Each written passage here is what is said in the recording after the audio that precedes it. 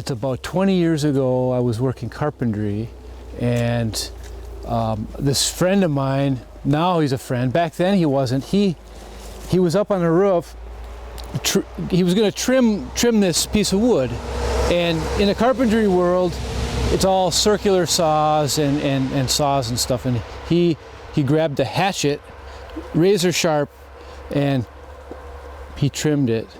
And I just stood there kind of blown away by it because I'd never seen anybody use a razor sharp axe before. So then that opened up my mind and ideas of what can be done with simple tools. And then little by little, year after year, I just started learning more and more and more about traditional woodworking.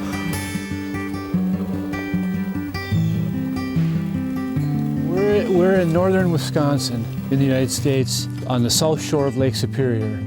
Me and my wife April and our family, we use wood to make a living. And we use birch and ash, do a variety of different things from birch bark canoes to wooden bowls and spoons, all the things that people used a long time ago for a day-to-day use.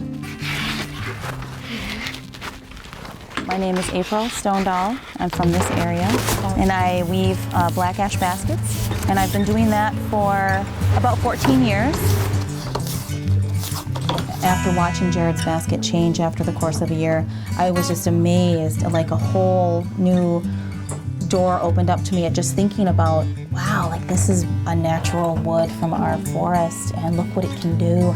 Just such an awareness. Yeah, traditionally I wasn't brought up with any of this, but there's something inside of me after weaving that first basket and then starting to work a little bit with birch bark and then making brooms, you know, and then doing something else, or just like crafting, making things with my hands. And you just can't stop. This canoe I built last year, birch bark is the outer cover, cedar on the inside, and then ash gunnels, birch thwart, and then all split root.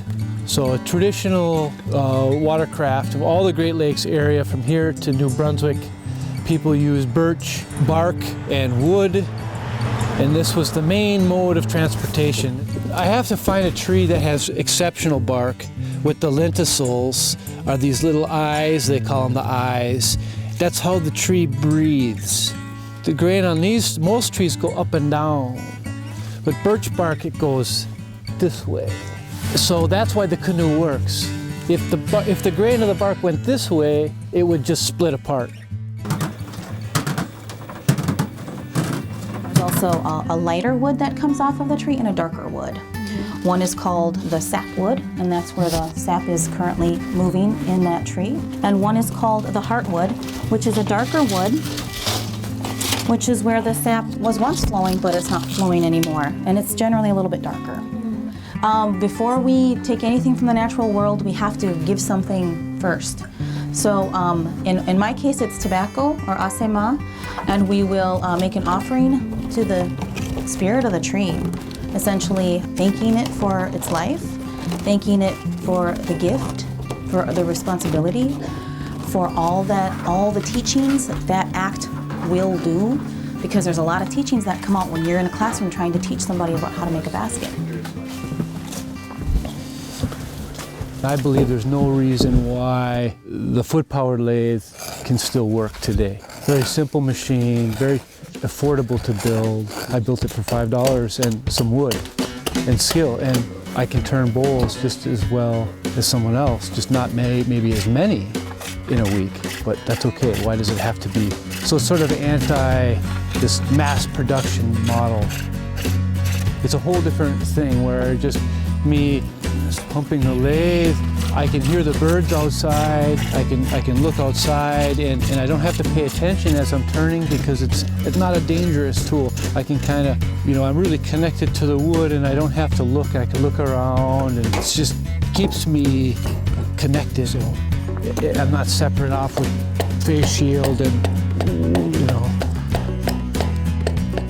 I like to teach people how to think for themselves. and do things for themselves. That's the spirit behind why I teach. I try not to focus on the finished product, but through the idea of that finished product, people can get experience and walk away with something. I was teaching this class, and there was a young man in the class whose father always told him that he could never do anything, that he wasn't good at anything, that he just couldn't do things well, so he never tried to do anything well. So he took my class, and he had gone into that class with like, oh great, I'm taking this class and I really can't do anything, and my father's told me I can't do anything. But then he made this basket, and it pumped him up so much, and it empowered himself is what it did. And he's like, I can do something. And then, like that summer, he went out and he rode his bike across the country, out to the West Coast and back again. That was the basket teaching me something too, and teaching this young man about himself, but also teaching me something about, humanity, or, just the social structure, makeup of people. I mean, it was just a huge lesson.